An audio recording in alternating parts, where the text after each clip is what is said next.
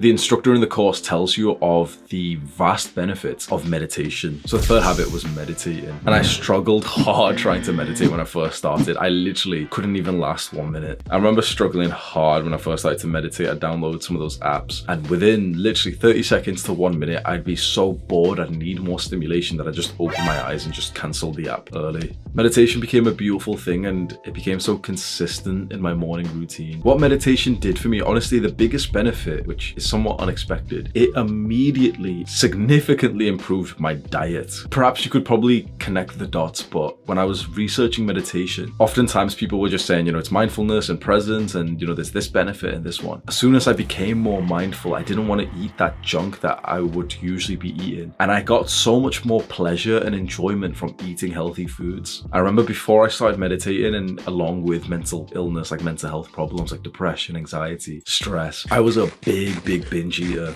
It's almost weird for me to say this right now because it's been so long since I binge ate. You know, a lot of people say like, oh yeah, like I ate lots of food. No. Binge eating is like you eat till you feel fucking sick, and then you keep eating. You have this weird need, not just finish the food that you've got in front of you, but to finish everything, to eat everything in sight. And it's heavily related to anxiety. It's heavily related to like needing a sense of comfort, which you can get from food and feeling full.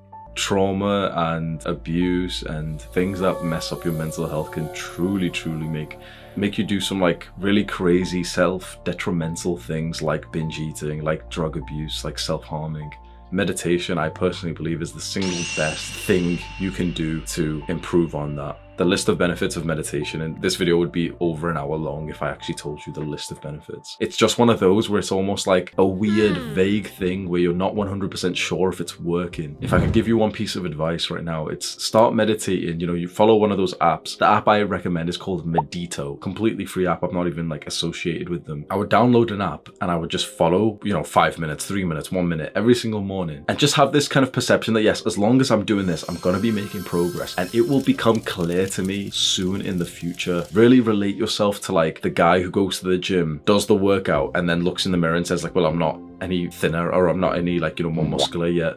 Well, yeah, you've been eating shit food and you haven't been exercising for years and years and years, maybe decades. So to that guy, we have to say, well, yeah, go to the gym for 3 months and then you'll probably see some gains. So for you, you've been doing the equivalent. You've been fucking up your mental health with all this content stimulation, with social media, with porn for years and years and years. And so it's gonna take a couple of weeks at least for you to see something. And it's usually someone meditates for 2 weeks and their life transforms forever.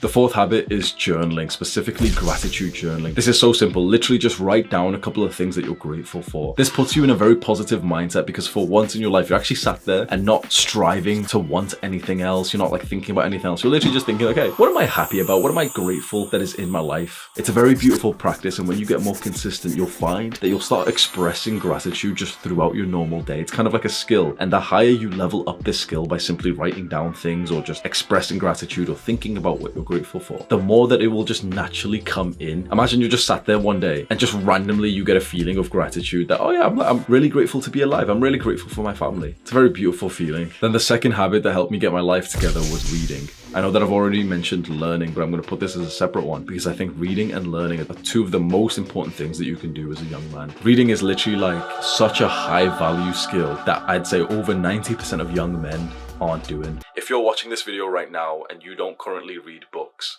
you are going to get destroyed. You are going to get dominated by another man who's reading. It's as simple as that. The woman that you want will be his. The money that you want will be his. The status that you want will be his. You choose. Stay in this lowly position of like, oh, well, reading's not that. Shut the fuck up. I get aggressive about this because when you realize the ROI of reading, and then I see that people don't actually read and they choose to just watch fucking Netflix and anime and shit, and I just think to myself like, there is literally the pathway to wealth. There is literally the pathway to love. It's literally just all there in books. All you have to do is just read and then just try to implement those things that you learn, and your life changes forever. And when people don't read it, it honestly pisses me off because I just think, why are you missing out on life? Reading is quite literally like a 10 out of 10 thing. I wouldn't speak like this if I didn't preach it. Get into reading. It seems a little bit boring when you first start off. It's a bit tricky because your mind is so fucked and you can barely read a few sentences before your mind starts thinking about something else. Reading is a skill. Right now you're level 1 in this skill because in the real world, when you don't level up a skill, you actually lose experience.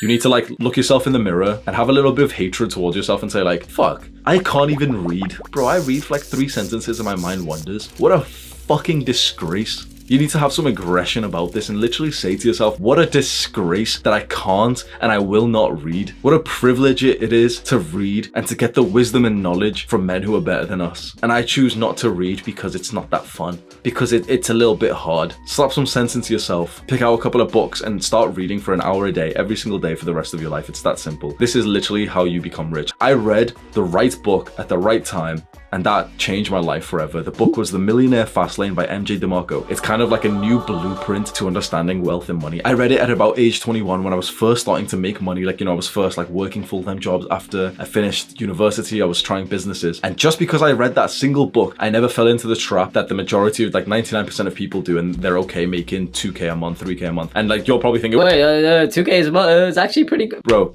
reading changes. I sound like a dickhead, and yeah, I am, okay? I am. But reading will change your life, and you don't have to take my word for it. Either you read and your life improves, or you don't, and you stay like everyone else. Scroll down right now and click on the subscribe button. Do the hard work, especially when you don't feel like it. Mwah.